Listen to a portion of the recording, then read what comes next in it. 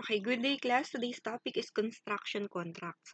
So, ano ba yung construction contracts na tinatawag at bakit pumasok siya sa special transactions? Okay, so before we dig deeper dun sa meaning ng construction contracts, pansinin natin tong word na construction. Di ba may root word tayo nakikita dyan? Yun yung construct.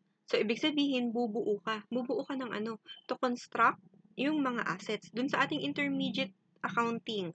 Di ba, nung dinaanan natin sa equipment or yung property, plant, and yung PPE natin, isa sa madalas na nababanggit is yung instead of purchasing equipment, kayo na lang mismo yung magko-construct ng equipment or ng machinery. And especially sa building class, sa pag-compute nung sasamang amount dun sa cost ng building, isa sa laging nababanggit is yung construction ng building. So, bakit siya naging special transaction? Kasi unang-una, when we say construction, hindi naman overnight yan. Kumbaga, may mga pagkakataon na lumalagpas pa ng isang period or tumatawid ng period yung pag-construct ng isang asset. Okay? So, pansinin ninyo, class. Minsan may mga ginagawang infrastructure na kung saan ilang years kayo or ilang months kayong hindi nadaan dun sa area na yun. Tapos pagdaan ulit ninyo, sasabihin ninyo, oh, hindi pa rin tapos yan. Yan. So, may mga ganun. Kaya siya, pumasok siya sa special transaction. So, another reason, when we say construction contracts, under yan sa PFRS 15 or yung revenue contracts na tinatawag. So, special revenue recognition pag sinabing construction contracts. Okay, so let's proceed with the meaning or definition ng ating construction contracts. It is a contract specifically negotiated for the construction of an asset or a combination of assets that are closely interrelated or interdependent in terms of their design, technology, and function or the ultimate purpose or use. Yan. So, ito na rin yung mga nabanggit natin kanina na kapag construction nga, construction contracts, kadalasan lumalagpas sila ng 1 year. At when we say construction contracts, ang revenue recognition na gagamitin natin dyan is hindi yung PAS1, kundi yung PFRS 15, which is yung revenue from contracts with a customer. Kaya lang, pag sinabing revenue from contracts with customers, hindi lahat ng construction contracts or hindi lahat ng kontrata ay papasok sa PFRS 15 na definition. So, ibig sabihin, hindi lahat ng contracts gagamit ng PFRS 15 when it comes to recognizing revenue. Merong 5 steps na ibinigay si PFRS 15 para masabi natin na, itong kontrata na to, oo, construction contract siya, considered nga siya as revenue from contracts with a customer. So, first is to identify the contracts with the customer. Another is to identify the performance obligations in the contracts. Determine the transaction price. Pag may transaction price ka na, i-allocate mo na siya.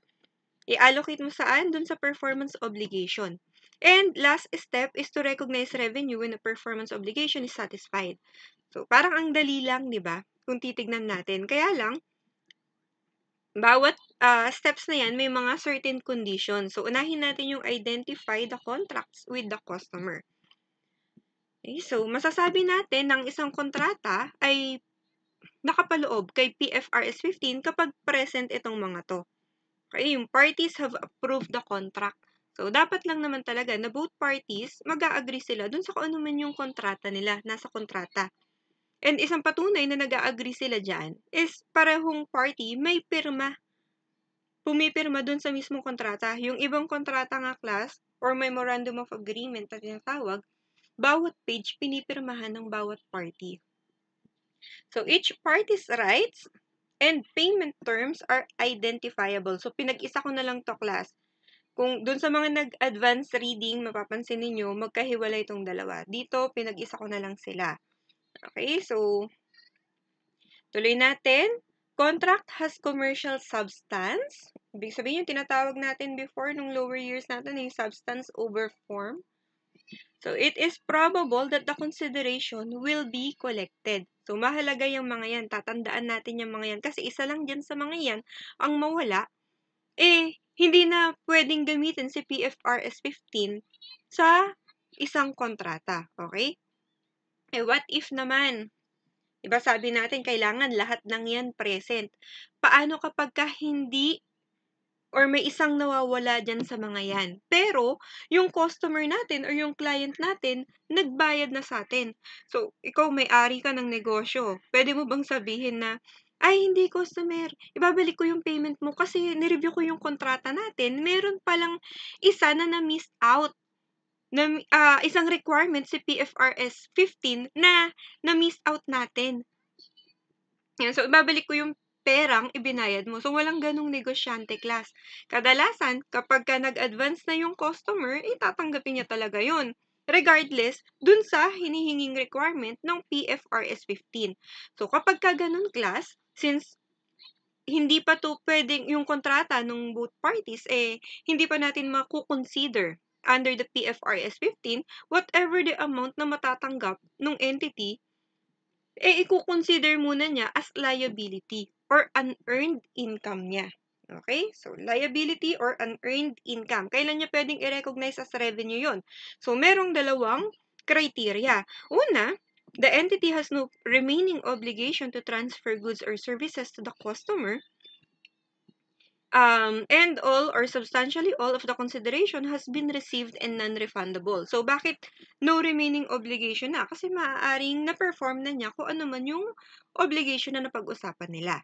So, natapos na, na-fulfill na yung performance obligation. Or since either of the two, or kung hindi man na-fulfill yung performance obligation, the contract has been terminated and the consideration received is non-refundable. Okay, so, pwede ka rin naman pala mag-recognize ng revenue kapag na-terminate yung kontrata. Pero, dapat, yung consideration na na-receive mo, nandun sa usapan ninyo, non-refundable siya. Meaning, kapag ka na-terminate si contract, wala nang bawian nung kung magkano man yung naihulog. Okay? Continue tayo. Ito, identify the contract. An entity, a real estate developer, enters into a contract with a customer for the sale of a building for 1 million pesos. The customer intends to open a restaurant in the building. The building is located in an area where new restaurants face high levels of competition and the customer has little experience in the restaurant industry. So the customer pays a non-refundable deposit of 50,000 pesos at inception of the contract and enters into a long-term financing agreement with the entity for the remaining 95% of the promised consideration. So the financing arrangement is provided on a non-recourse basis, which means that if the customer defaults, the entity can repossess the building but cannot seek further compensation from the customer, even if the collateral does not cover the full value of the amount owed. The entity's cost of the building is 600,000 pesos. The customer obtains control of the building at contract inception. So, based dito sa problem na to, class, masasabi nyo ba na na-meet lahat ng requirements ni PFRS 15? Okay, so kung gusto ninyong sumagot on your own, basahin nyo ulit yung problem, stop nyo muna tong video na to. Pero dun sa mga gustong malaman na kung ano yung sagot, so continue lang natin. So, ang sagot dito, class, hindi. Hindi na-meet yung requirements ni PFRS 15 or merong hindi na-meet. Kasi 5 yung requirements, class eh. So, sabi natin kanina, doon sa 5 requirement, kailangan lahat ma-meet. Pag may isa lang na hindi ma-meet, ibig sabihin, wala tayong contract with a customer or revenue contract with a customer. So, ano yung nasa problem na to na nasabi natin na merong hindi na-meet? So, unang-una dyan, sabi rito, yung 95% daw nung 1 million, hindi mababayaran ni customer, idadaan niya through financing agreement dun sa ating real estate developer. Ngayon, tong si real estate developer, ang sabi niya, sige, pumayag naman siya eh. Nag-agree raw siya, kaya lang, sabi, provided on a non-recourse basis. Ang ibig sabihin niyan, kapag na-default si buyer or si customer, ire-repossess niya yung building. So, the fact na si real estate developer, pumayag sa financing arrangement, provided na non-recourse basis yung financing arrangement, ibig sabihin, may duda rin siya na mababayaran siya nung customer. Kasi nga, kumbaga, itong non-recourse basis na to, ito yung shield niya para sa in case na hindi siya makasingil. So, may pagdududa siya. At yung requirement number 5 ni PFRS 15 na it is probable that the consideration will be collected, hindi na-meet. Dahil dito sa salitang to, financing arrangement is provided on a non-recourse basis. Okay? So, another reason or another sentence dito na masasabi natin na medyo questionable yung fifth requirement ni PFRS 15 is that, sabi, yung building daw, gagamitin para sa restaurant. Magtatayo si customer ng restaurant. Pero, yung mismong building daw, located daw siya dun sa area na medyo maraming restaurants. So, alam naman natin, class, kapag ka maraming nag-o-offer ng ganitong product, mataas ang competition. And in this case nga, marami raw restaurant. So, marami siyang kakompetensya. So, okay lang, wala tayong problema dun. Sabihin mo, negosyo mo naman yan, ikaw ang bahala. Kaya lang, ang sabi, customer has little experience in the restaurant industry. At kapag hindi kumita si customer, malamang mahirapan talaga siyang magbayad dun sa 95%. Kasi malamang sa malamang, yung pambayad itong 95% kukunin mula dun sa kikitain or kikitain dun sa restaurant na itatayo. Okay? Ano naman yung reservation agreement? Pwede ba siyang i-consider as revenue contract? So, when we say reservation agreement, class, halimbawa, ikaw, may pinag-iisipan kang asset na bibilhin. Alam mo na maganda yung pwesto nung house and lot. Since maganda yung pwesto, sabi mo, baka mamaya maunahan ako ng iba. So, habang nag-iisip ako kung bibilin ko to o hindi, ipapa-reserve ko muna siya. Kumbaga, wala muna siyang ibang offer na tatanggapin. Kailangan hintayin niya yung decision ko. So, yun yung reservation agreement na tinatawag. Hindi yan revenue. Kapag ikaw ay entity at nakatanggap ka ng reservation agreement, hindi mo siya pwedeng i-consider as revenue contract. Kailan mo siya pwedeng i-consider as revenue? Kapag halimbawa, kinancel or natapos yung agreement term ninyo nung customer. Sabi ni customer sa'yo, ay, dami ko na palang house and lot or dami ko ng asset. Baka hindi ko na kailangan magdagdag ng isa pa. Sige, hayaan mo na yan. Okay? So, si buyer, hindi na niya pwedeng bawiin yung reservation agreement na or yung reservation payment na ibinigay niya sa'yo. Kasi, unang-una, kaya siya nagbigay ng reservation payment or deposit, parang considered as deposit yan, para bigyan mo siya ng oras na mag-decide kung bibilin niya o hindi yung asset na ibinebenta mo. Okay? So, second step tayo, class. Identify the performance obligations. So, when we say performance obligations, it is the promised good or service that is distinct or a series of distinct goods or services that are substantially the same and have the same pattern of transfer to the customer. Okay? So, ibig sabihin nito, sa isang kontrata, maraming performance obligation. So, ang kailangan natin gawin, distinct ba sila sa isa't isa? Bakit kailangan natin siyang i-identify? Kasi mamaya, may kinalaman yan doon sa revenue recognition natin. Okay, so, ano yung example nung ganito? Distinct o hindi? Halimbawa, may bumili ng kotse sa'yo. Ayan. So, syempre, ang performance obligation mo, deliver mo yung kotse. At the same time, yung susi.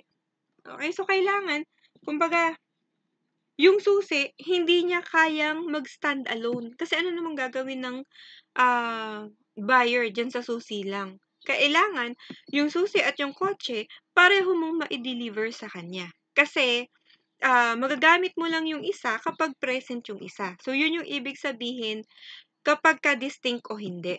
Okay? So, kapag distinct daw, eto siya, the customer benefits from the good or service on its own or together with other readily available resources. So, yun yung sinabi natin kanina na kung halimbawa, hindi sila related, ibig sabihin, kahit hindi mo pa na-deliver yung isang pinramis mo or hindi mo pa na-perform yung isang service na ipinramis mo, as long as na-deliver mo na yung isa, pwede na niyang gamitin kung ano man yung na-deliver mo.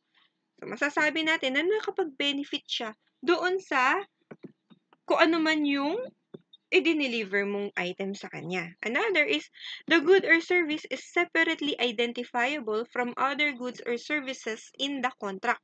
So, paano natin masasabi na separately identifiable sila? Kapag meron silang sariling presyo sa merkado. Ibig sabihin,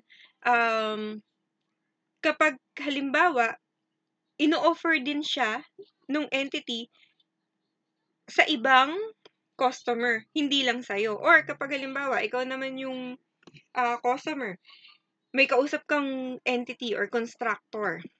Yan. Ang sabi niya, kaya niya mag-provide sa'yo ng design para dun sa building. At the same time, kung okay ka sa design, pwede rin siya yung mag-construct. Yan. So, dalawa yung performance obligation natin. Magpo-provide siya sa'yo ng design, at the same time, i-construct niya yung mismong building na dinesign niya. Ang sabi mo, naku, medyo mahal singil niya pagdating sa construction. Yung ganitong construction company, sabi nila, mura raw ang bayad sa kanya, pero quality rin yung gawa. So, malamang yun na lang yung kunin ko. Yan. So, yun yung sinasabi na meron siyang presyo sa merkado. Ibig sabihin, pino-provide din siya sa ibang customer. At the same time, yung entity, hindi lang yung entity na kausap mo o yung construction company na kausap mo yung nagpo-provide nun. May ibang option ka na pwedeng mapagkunan. So, yun yung isa sa mga ways para masabi natin na separately identifiable sila sa isa't isa.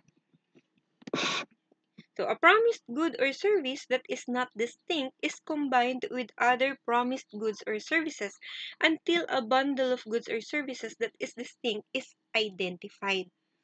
Okay? So, ito yung halimbawa, yung sample natin kanina, yung susi tsaka yung kotse. Yan. Since hindi sila pwedeng paghiwalayin kasi magagamit mo yung isa pag nandyan yung isa, ibig sabihin, bundle sila. Pag pinagsama silang dalawa, single performance obligation sila. Yun yung tinatawag. Another scenario na may ng one performance or single performance obligation is yung sale nung lot. So, bakit lot lang? Baka naman kasi walang building na nakatayo talaga dun sa lote. Pero kasama dyan yung mga infrastructures. Yung mga drainage doon sa lot. Yan. Another is yung sale of house and lot. So, hindi mo siya pwedeng sabihin na yung benta mo sa bahay at benta mo sa lupa ay magkaiba or distinct sa isa't isa. Kasi, saan ba nakatayo yung bahay? Di syempre dun sa mismong lote or lupa na pinagtitirikan niya. So, parang ang hirap naman nun. Iba yung buyer mo sa bahay, iba rin yung buyer mo sa lote. Baka mag-away pa yung dalawang yan. Okay? Another single performance obligation is yung sale of condominium unit. So, sample ulit tayo ha. Identify the performance obligations. Ito ay yung mga performance obligations related sa construction contracts. So, an entity, a contractor, enters into a building to build a hospital for a customer. The entity is responsible for the overall management of the project and identifies various promised goods and services including engineering, site clearance, foundation, procurement, construction of the structure, piping, wiring, installation of equipment, and finishing. Yan. So, usually, makikita natin parang ang daming promised goods and services. Pero kadalasan, class, yung mga binanggit nating performance obligation na yan is related sa isa't isa or connected sa isa't isa. Okay? Unless na lang, ikaw, may sarili ka ng building, ang kailangan mo lang, magpapagawa ka ng piping tsaka wiring. O kaya, ikaw ay may nakatayo ka ng building mismo, ang kailangan mo lang magpag-install ng equipment. Okay? So, yan yung iba't ibang performance obligation na ma-identify natin when it comes to construction contracts. So, third step natin is to determine the transaction price. Okay? So, when we say transaction price, it is the amount of consideration to which an entity expects to be entitled in exchange for transferring promised goods or services to a customer, excluding amounts collected on behalf of third parties.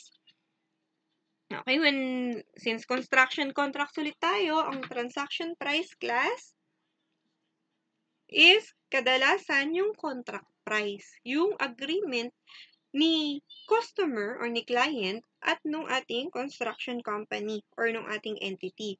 And any subsequent variations in the contract price to the extent that it is probable that they will result in revenue and they are capable of being measured reliably. So, pag sinabi pa lang contract price or transaction price, hindi yan yung fixed amount lang. Pwedeng may madagdag, pwedeng may mabawas. Okay? So, the transaction price may not be equal to the contract price if the consideration in the contract is affected by any of the following. So, ito yung mga dapat nating i-consider sa pagdetermine ng ating transaction price. Ibig sabihin, pagka may mga ganitong considerations, yung transaction price natin consists of contract price and etong mga to. Okay, so ano ba si variable consideration? An entity enters into a contract with a customer to build an asset for 1 million pesos. In addition, the terms of the contract include a penalty of 100,000 if the construction is not completed within 3 months on a specified in the contract. So, ito yung variable consideration natin dito. Yung 100,000 na penalty. Kapag halimbawa, hindi nasunod yung usapan. Okay? So, bukod sa 1 million na contract price natin, meron tayong variable consideration. At itong variable consideration na to, kapag halimbawa, assuming after 3 months nga, napag-usapan ninyo, dapat after 3 months, tapos na yan. Hindi mo natapos. So, may penalty ka na 100,000. Ang ibig sabihin yan, ikaw bilang entity or construction company, magdadagdag ka ng, kumbaga, mababawasan ng 100,000 yung 1 million na pinag-usapan ninyo. So, yan yung ibig sabihin yan. Pwede rin naman na instead of pabawas dun sa contract price, pwede rin padagdag. Assuming kapag halimbawa within 3 months pa rin. Okay? 3 months na usapan. Ang sabi niya, kapag natapos mo yun within 3 months, edi may additional 100,000 ka sa akin. So, natapos niya within 3 months. Yan. So, yung 1 million na contract price niya, madadagdagan ng variable consideration ng 100,000. Yung total nun, yun yung transaction price. Bakit nadagdagan ng 100,000? Kasi ang sabi natin, second scenario, pag natapos mo within 3 months, yung pinapagawa ko or pinapakonstruct ko, may bonus ka na 100,000. Eksakto, natapos nga within 3 months. So, nakuha niya yung bonus na 100,000. So, ang total transaction price for that scenario is 1,100,000. Another consideration, i-consider natin when it comes to transaction price, yung constraining estimates of variable consideration. So, ano ba yan? An entity enters into a contract with a customer on January 1, 2018 to sell product A for 100 peso per unit. If the customer purchases more than 1,000 units of product A in a calendar year, the contract specifies that the price per unit is retrospectively reduced to 90 peso per unit. Kumbaga, parang bulk order. So, may trade discount na mangyayari. Retrospectively raw. So, dahil doon, marereduce from 100 peso per unit, marereduce to 90 kapag na-meet yung benta na 1,000 units. Variable consideration yon. Okay, so for the first quarter ended March 31, 2018, the entity sells 75 units of product A to the customer. So, March 31 na. Meaning, from January 1 to March 31, 3 buwan lang lumipas o isang quarter.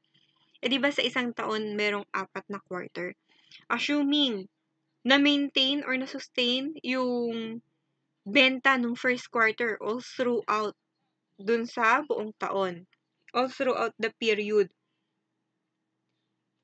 75 times 4 mo, sobrang layo niya dun sa 1,000 na pinag-usapan natin kanina. So, ano nga si 1,000 units? Yan yung kapag in-order ni customer yung 1,000 units in 1 year, from 100 peso per unit na benta sa kanya, magiging 90 peso per unit na yan. Okay? Retrospectively. Ibig sabihin, lahat ng in-order niya from January 1, i-adjust yung presyo. Okay? So, sobrang layo kasi 1,000 yung threshold eh. 75 lang sa isang quarter. Assuming ganyan yung benta natin sa mga susunod na quarters. So, 75 times 4, di ba? Wala pa sa kalahati yan. So, syempre, kung ako, yung entity, edi magre-recognize ako ng revenue at 100 peso per unit. Okay? Kaso, pagdating daw nung May 2018, the entity's customer acquires another company, and in the second quarter, actually ito, acquires another unit, and in the second quarter, ended June 30, 2018, the entity sells an additional 500 units of product A to the customer. Okay, so, pagdating daw ng June 30, on top pa dun sa January to March 31 na 75 units na benta niya, nakabenta pa raw siya ng additional 500 units. Diba? From January to June, kalahating taon yun. Kalahating taon. Kung i-assume natin na by second half nung taon, same yung magiging benta nila, hindi malabong ma-meet yung 1,000 unit na threshold. Ibig sabihin nun, hindi malabong bumaba yung selling price from 100 peso to 90 peso per unit. So, yun yung ibig sabihin ng constraining estimates of variable considerations. Kumbaga, may mga criteria na kung saan, nung una, mukhang hindi siya mamimit. Pero, pagdating nung kalagitnaan or lumipas pa ang ilang periods, mukhang unti-unti, mamimit na pala yung threshold. At dahil may mamimit na threshold, consider natin yung pagbaba ng presyo bawat unit. Okay? Another consideration dun sa ating transaction price, the existence of a significant financing component in the contract. So, alam naman natin, pag nakarinig tayo ng financing component, malamang sa malamang, yan ay interest or patong dun sa produkto. An entity enters into a contract with a customer to sell an asset. Control of the asset will transfer to the customer in 2 years. So, yung kontrata, in 2 years mangyayari. And yung control daw dun sa asset, matatransfer pa kay customer after 2 years or within 2 years. The contract includes 2 alternative payment options. Payment of 5,000 in 2 years when the customer obtains control of the asset, or payment of 4,000 pesos when the contract is signed. So, the customer elects to pay 4,000 when the contract is signed. So, 4,000 yung magiging transaction price natin. Okay? So, kumbaga ito ay parang consideration kasi mas maaga siyang nagbayad kaysa dun sa original term nila na 5,000. So, another, i-consider when it comes to transaction price, yung mga non-cash consideration. Example tayo, an entity enters into a contract with a customer to provide a weekly service for 1 year. The contract is signed on January 1, 2021 and work begins immediately. In exchange for the service, the customer promises 100 shares of its common stock per week of service, or a total of 5,200 shares for the contract. Bakit 5,200? Saan nga nakuha yan? Kasi 100 shares daw per week of service. Isang taon yung kontrata. Ilang linggo meron sa isang taon? 52 weeks. Kaya 5,200 shares yung total na i-issue. So, the term in the contract require that the shares must be paid upon the successful completion of each week of service. So, alam naman natin, class, di ba, kapag ka nag-issue ka ng shares of stock, and paano yung valuation natin pag ganon, di ba? May order of priority. So, ito, first order of priority is yung fair value nung stocks na i-issue mo. At syempre, alam naman natin, merkado, ibig sabihin, may nilalaro yan ng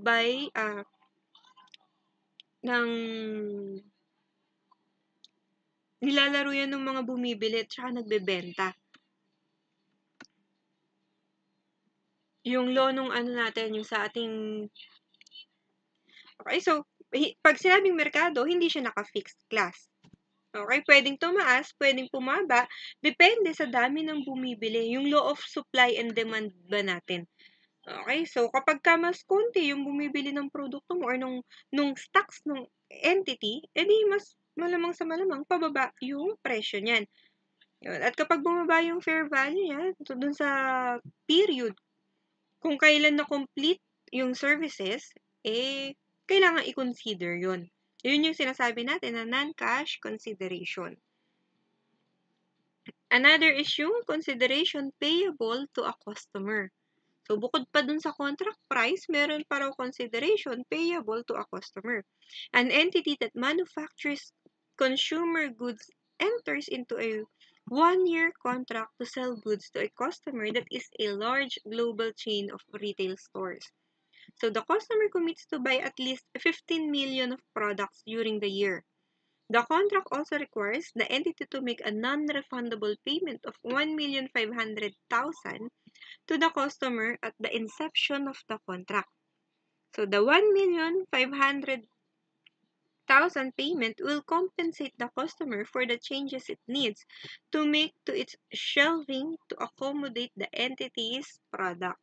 So, bukod dun sa 15 million na contract price natin, meron pa raw additional payment na 1,500,000 dun sa customer. Kasi kahit pa paano, parang yun yung payment, in-accommodate ni customer, yung customer natin na large global chain of retail stores. In-accommodate nila yung produkto natin. So, yan yung consideration payable to a customer. So, construction contract may be classified into fixed price contract. Contract plus cost plus contract. Okay, so when we say fixed price contract, the contractor agrees to a fixed contract price or a fixed rate per unit of output, which in some cases is subject to cost escalation clauses. So, halimbawa, nagpatayo ng bahay, ang usapan, 10 milyon. So, kahit anong mangyari, magbabayad si customer dun sa construction company ng 10 milyon. So, fixed price contract yun. Cost plus contract. So, the contractor is reimbursed for allowable or otherwise defined costs plus a fee. Yan. Kung halimbawa, magkano yung magiging cost, dadagdagan na lang nung fee. So, yung fee, pwede siyang maging variable or pwede ring maging fixed. So, when we say variable fee, the contractor is reimbursed for the cost plus a percentage of this cost. So, diba, usapan, dun sa ating installment sales, ang sabi natin, walang naka-fix na cost. Kasi, lalo na yung may mga supplier, yung, kumbaga, merong pinagkukunan mula, para dun makabuo sila nung kung ano man yung ibebenta nila. Yan. So, pag nagbago yung cost, since percentage daw ng cost, yung variable fee, yung magiging basis ng variable fee, magbabago rin kung magkano yung ipapatong dun sa cost na pinag-usapan dun sa kontrata. Or pwede rin naman daw na cost plus fixed fee contract. The contractor is reimbursed for the costs plus a fixed amount. So, assuming, sabihin natin na hindi na pabago-bago yung cost. Hindi kung magkano man yung magiging cost plus a fixed amount or a certain amount. Kumbawa, 250,000 plus, yun, syempre, yung nagastos ko. Parang ganun yung datingan. Okay? So, pwede siyang fixed price, pwede rin siyang cost plus contract. Pag cost plus contract, cost plus variable fee, or cost plus fixed fee. Okay, doon tayo sa fourth step. Dahil alam na natin yung transaction price, i-allocate na natin yung transaction price. Bakit kailangang mag-allocate? Kasi nga, katulad ng sabi natin kanina dun sa second step, maraming performance obligation na pwedeng pag-usapan or pwedeng makita dun sa kontrata. Okay? So, the transaction price is allocated to the performance obligations based on the relative standalone prices of the distinct goods or services. So, the standalone selling price is the price at which a promised good or service can be sold separately to a customer. So, sabi natin kanina, para ma-consider na distinct sa isa't isa yung mga performance obligation, una, the customer can benefit from the goods or service kahit wala yung iba. Yung second, can be separately identifiable. At ang sabi nga natin, para maging masabi natin na separately identifiable sila, meron silang sariling presyo sa merkado. Yun yung tinutukoy nitong standalone selling price na binasa natin. So, entity allocates a discount to all promised goods or services in the contract except if the entity has observable evidence that the discount relates to one or more but not all of the performance obligations in the contract. So, ito raw kapag halimbawa may discount. Okay? Tapos, yung discount is specifically identifiable dun sa isa sa mga performance obligation. Yan. So, pwede natin i-direct yung discount doon sa performance obligation na kung saan nakapaloob yung mismong discount. So, sample tayo, allocate the transaction price. So, construction company is engaged by customer A to design a building and also to construct the building once the design has been approved. So, these activities are both within the same contract and the contract price is for 1 million pesos. Customer A could benefit from the design services by itself as they could engage another construction company to perform the building with the design specifications made by construction company. So, the standalone selling price for the design services is 300,000 pesos and 800,000 pesos for the building services. So, meaning, sa merkado, kung separate na ipe-perform itong design services, halimbawa, si design services, ipe-perform ni construction company kay customer A, ang singil niya, 300,000. Yung building services, may nagpapagawa, sabihin natin si customer B, nagpapakonstruct ng building, ang singil niya, sa ganung estilo, 800,000 pesos. So, yun yung ibig sabihin ng standalone prices. Or pwede ring, yung 800,000 na to for building services, yan naman yung ino-offer ng iba pang construction company. Okay, so how should the revenue from this contract be accounted for? Okay, so, i-allocate lang natin yung transaction price. Ganito siya. Ito raw yung standalone price ng bawat services or bawat component dun sa contract. So, i-total lang natin. So, ibig sabihin yan, yung standalone service or standalone price ng design service is 300,000.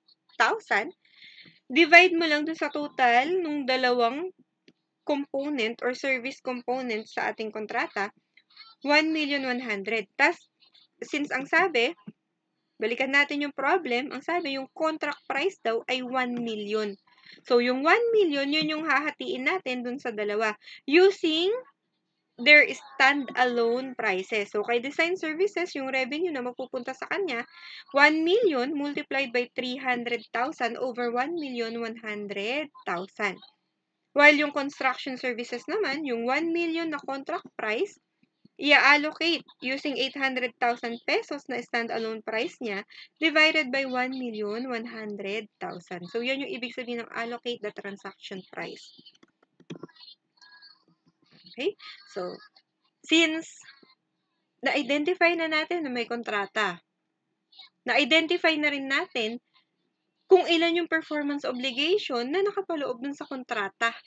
Na-identify na natin kung distinct ba sila sa isa't isa or kung halimbawang hindi sila distinct, baka naman pag pinagsama-sama sila, maging bundle sila or group of this maging bundle sila until such time na maging single performance obligation na sila. Yan. So, alam na rin natin ano yung mga dapat i-consider dun sa transaction price. At the same time, kung maraming performance obligation, alam na rin natin mag-allocate ng revenue dun sa para sa bawat performance obligation. Ngayon, ang tanong, kailan tayo magre-recognize ng revenue? So, dito tayo sa step 5. Recognize revenue when a performance obligation is satisfied. Yun nga lang, dalawa yung pagbabasihan natin. Pwede siyang overtime, performance obligation is satisfied overtime, or pwede ring performance obligation is satisfied at a point in time. So, an entity shall recognize revenue when it satisfies a performance obligation by transferring a promised good or service to a customer, or which is when control is passed. When control is passed, either over time or at a point in time. So, meron tayong illustration dito sa baba. Assuming itong ruler, yan yung contract period natin. Ibig sabihin, sabi nga natin kanina, nung nagsisimula tayo sa construction contracts, hindi yan matatapos sa isang period lamang kadalasan. Okay, so from one period hanggang sa matapos yung usapan. Okay, yan yung contract period. At kung makikita ninyo, over time, ibig sabihin, yung recognition daw ng revenue is all throughout the construction period. From the time na ikaw ay nag-perform bilang entity or construction company, from the time na ikaw ay may na-perform ng performance obligation until such time, makumpleto mo lahat. Yun yung ibig sabihin. Makumpleto mo yung lahat ng performance obligation mo. Okay? Whereas, dito naman sa kabila, yung at a point in time, mapapansin nyo, kumbaga mayroon lang siyang itinuro na period. Ibig sabihin, sa isang period, once lang tayo magre-recognize ng revenue. Okay? Kaya siya at a point in time. Okay? At ang tinuturo nga nitong at a point in time, kapag na-fulfill mo na yung pag-transfer ng promised good or service dun sa customer. Or kapag si customer, nakuha na niya yung control dun sa asset. Okay? So, dun ka lang magre-recognize one-time recognition ng revenue at a point in time. Okay? So, when you say overtime, bukod dun sa mga nabanggit natin, meron ding criteria na binigay si PFRS 15. Okay? So, one of the following criteria. So, ibig sabihin, kahit hindi ma-meet yung tatlo, basta may isa lang dyan na ma-meet, pwede na nating masabi na ang recognition natin ng revenue ay overtime or i-allocate from period 1 hanggang dun sa last day nung contract period. The customer simultaneously receives and consumes the benefits provided by the entity's performance as the entity performs. Okay, another, the entity's performance creates or enhances an asset that the customer controls as the asset is created or enhanced. And, assuming hindi pa rin pumapasok or hindi na-meet tong first two criteria, baka naman dito sa pangatlo, ma-meet na yung criteria ni PFRS 15. So, entity's performance does not create an asset with an alternative use to the entity and the entity has an enforceable right to payment for performance completed to date.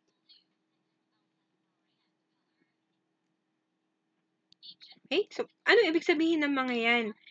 Sample tayo. Bago natin discuss tong at a point in time, puntahan muna natin yung bawat isa na sinabi natin.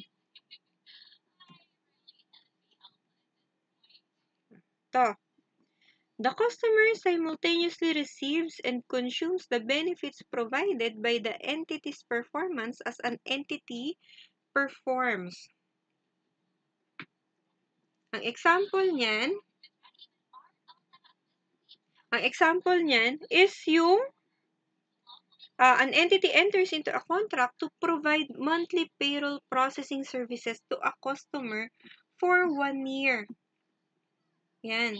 So, ang usapan, 1 year.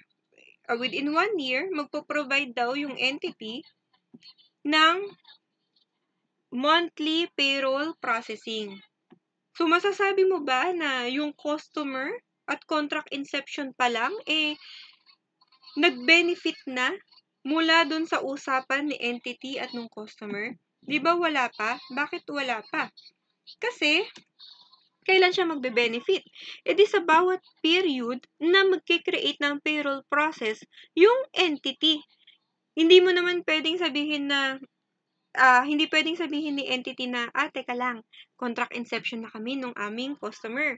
So, kumbaga, at contract inception pa lang, ipoprovide ko na sa kanya ng buo yung monthly payroll processing na hinihingi niya sa amin. Hindi mo yan pwedeng sabihin yun. Bakit? Kasi, yung payroll process, nakabase yan dun sa bawat itatrabaho nung empleyado nung customer niya. Ibig sabihin, actual number of hours na nagtrabaho yung mga empleyado niya. So, kailan niya makukuha yun? Di syempre, sa bawat period na nagtrabaho yung mga empleyado. Halimbawa, buong January, sa 10 empleyado, yung isa doon, may isang absent. Yun. So, kailan niya makikita yung isang absent ng empleyadong yun? Di pag natapos yung January. Kaya hindi pwedeng sabihin na from January to December ng monthly payroll processing, ipoprovide niya na agad yun ng one time, dun pa lang sa contract inception. Yun yung ibig sabihin ng simultaneously receives and consumes the benefits provided by the entity.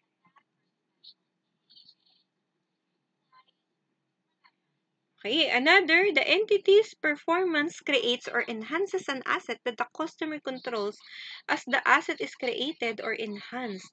So, ito yung mga, ibig sabihin, kumbaga, ito yung mga ilan sa mga example na nagkaroon na ng control yung customer dun sa asset. So, entity has a present right to payment for the asset.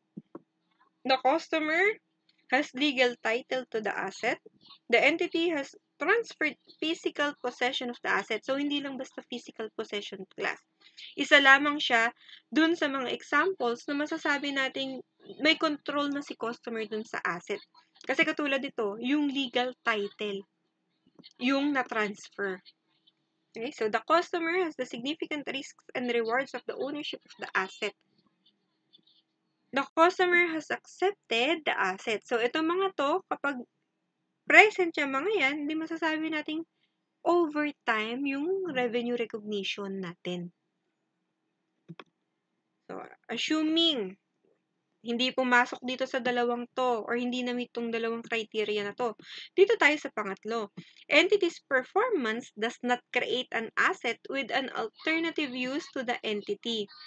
So, an entity enters into a contract with a customer, a government agency, to build a specialized satellite. The entity builds satellites for various customers, such as governments and commercial entities. So, the design and construction of each satellite differs substantially on the basis of each customer's needs and the type of technology that is incorporated into the satellite. Okay, so ito yung unang criteria.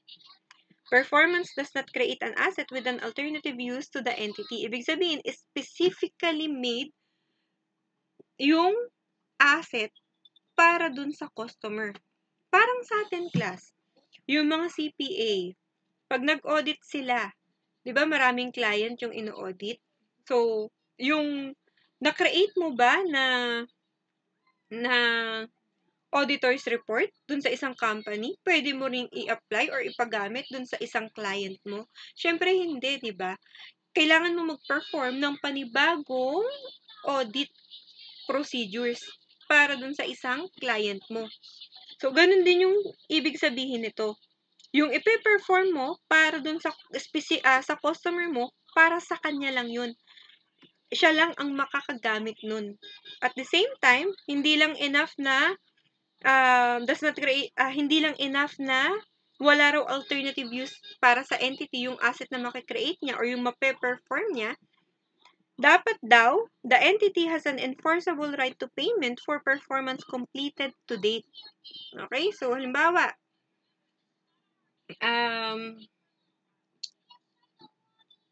the customer pays a deposit upon entering into the contract, and the deposit is refundable only if the entity fails to complete construction of the unit in accordance with the contract. The remainder of the contract price is payable on completion of the contract when the customer obtains physical possession of the unit. If the customer defaults on the contract before completion of the unit, the entity only has the right to retain the deposit. So, yun yung ibig sabihin yan. Bakit ni-retain yung right? Bakit ni-retain yung deposit? Baka naman kasi, di ba sabi nga, meron nang na-fulfill na performance obligation from time to time. So, dahil may na-fulfill ng performance obligation, hindi naman yun mapoprovide o hindi naman niya yun magagamit para sa ibang customer, specifically lang yun para dun sa customer na yun. So, yung kung ang magkano man yung natanggap niya, hindi na raw pwedeng ibalik kasi pang-compensate dun sa mga na-perform na niyang obligation. So yung mga criteria na to, masasabi natin kapag na-meet kahit isa man lang dyan, yung revenue recognition natin is overtime. So, kung balikan natin sa overtime, ano nga si overtime? Ibig sabihin, yung revenue i-recognize natin all throughout the contract period. Kapag hindi na-meet dyan, at a point in time, yung kababagsakan niya. At a point in time, ibig sabihin, isahang bagsak or isahang recognize ng revenue. Kapag nagkaroon na ng control si customer dun sa asset. Okay? So, paano naman yung measurement? So, meron na tayo. Sabi natin, kailan i-recognize yung revenue? Kapag na-perform yung obligation either overtime or at a point in time. Paano naman i-measure yan? Okay?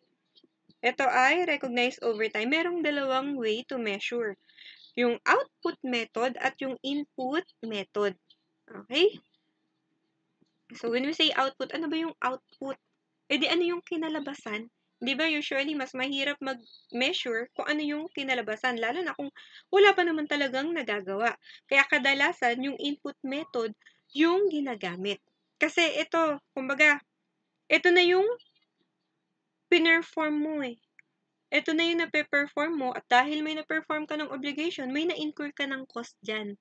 Yung na-incur mong cost, yun yung gagamitin natin para sa pag-recognize or sa pag-measure ng ating revenue na i-recognize.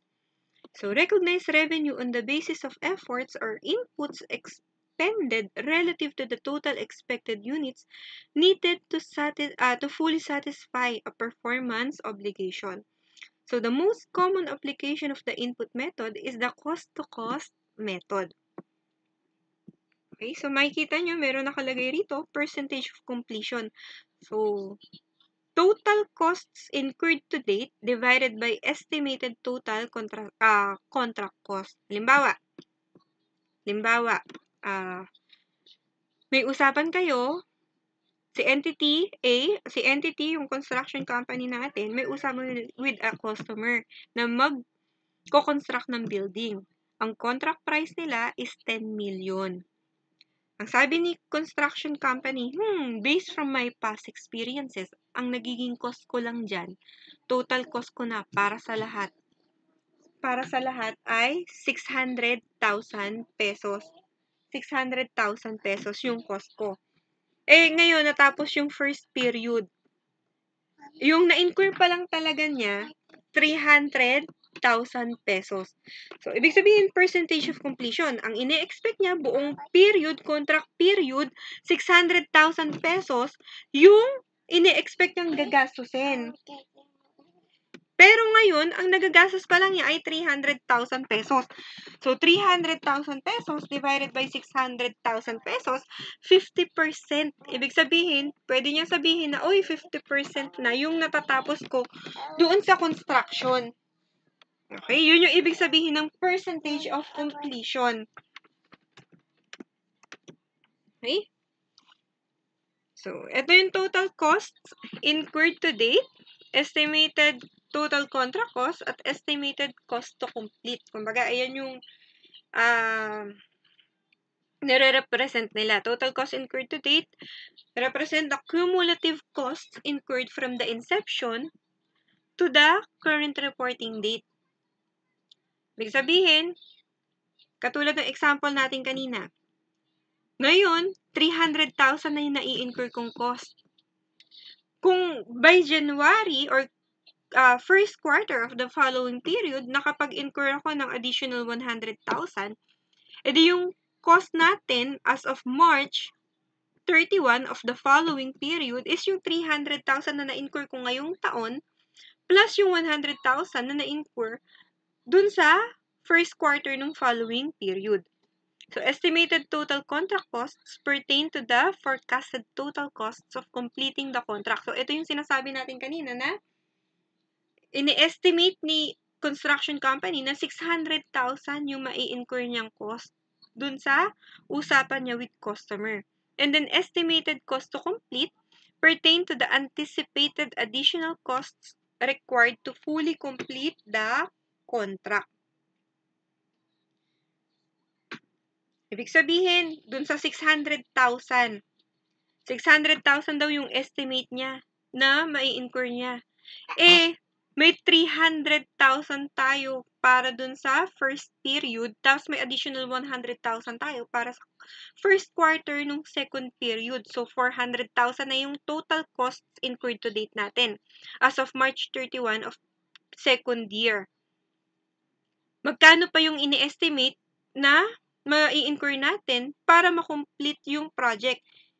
Di kung meron tayong 600,000 na sabi natin, yan yung total na ini-expect mo, ibawas mo lang yung actual cost or total cost incurred to date mo na 400,000. Ibig sabihin, ang estimated cost to complete mo ay may natitira ka pang 200,000 na ini-expect na magagastos. So, methods to account long-term construction contracts, si percentage of completion method at si zero profit method. So, when we say percentage of completion, ibig sabihin, yung recognition natin ng revenue, ibe-base natin yan sa kung magkano na or ilang percent na yung natapos or ilang percent na yung nagawa nating input. Parang yung kanina, sabi natin 400,000 na yung cost na na-incur natin. Pero ang ine-expect nating total cost or kabuoang cost ng kontrata ay 600,000. So, 400,000 divided by 600,000, yun yung percentage of completion natin. At dahil nga nakakailang percent na yung natatapos natin, yun na yung pwede nating i-recognize na revenue. When we say zero profit method naman, revenue is recognized in an amount exactly equal to costs incurred until reasonable objective estimates of the percentage of completion are available. So, ibig sabihin dito kaya zero profit kasi lahat ng matatanggap mo, i-recognize mo muna as cost. Kumbaga parang ito yung cost recovery method dun sa ating installment method. Okay. So, ito naman yung presentation na dapat nating tandaan sa financial statement. Nandyan yung contract liability, nandyan yung contract asset, nandyan yung receivable. So when we say contract liability, an entity's obligation to transfer goods or services to a customer for which the entity has received consideration from the customer. In short, may natanggap si entity mula kay customer pero hindi pa naman nag-i-start ng construction si entity. Kumbaga parang advance payment yan. Yun. Kaya liability. Di ba pag advance payment, sabi natin, unearned pa siya kasi wala ka pa namang na-fulfill na obligation eh. So, may natanggap kang cash, wala ka pang ginagawa, edi parang liability mo pa yun sa kanya, unearned revenue mo pa yun sa kanya. Contract asset naman, an entity's right to consideration in exchange for goods or services that the entity has transferred to a customer when the right is conditioned on something other than the passage of time. Okay, so when we say contract asset, baliktarin naman natin. Ikaw, may mga na-perform ka ng obligation. Ibig sabihin, nag-start na yung construction natin. 50% complete na yung construction, pero hanggang ngayon, wala ka pang natatanggap na kabayaran. So, contract asset mo muna yan, instead na receivable. Bakit? Bakit contract asset muna yan? Kasi sabi natin, when the right is conditioned, kung wala naman sa usapan ninyo na magbayad na siya na magbayad na si customer sa'yo once na may na-perform ka ng obligation. Kung sabi ni customer, di ba nasa usapan natin, babayaran kita ng buo pag nakumpleto na lahat ng construction natin or 100% complete na. Kaya contract asset mo muna yan. Okay?